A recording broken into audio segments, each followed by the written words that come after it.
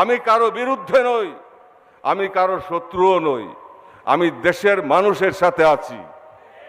আমি 14 দলেও নাই, আমি 35 দলেও নাই, 34 দলেও নাই। আমি আছি আমার জাকের পার্টির আদর্শ নিয়ে। মানুষের মন মনন পরিবর্তন করো, সততা ফিরিয়ে আনতে হবে।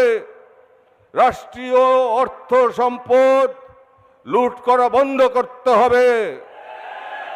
দেশের মানুষকে বাঁচাতে হবে। 1% মানুষের হাতে সম্পদ কুক্ষিগত করতে দেওয়া হবে না।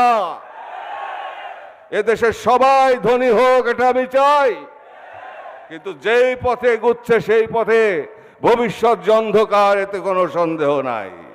তদুপরি দেশকে রক্তক্ষয়ী সংঘাতের দিকে এগিয়ে নিয়ে যাওয়া হচ্ছে।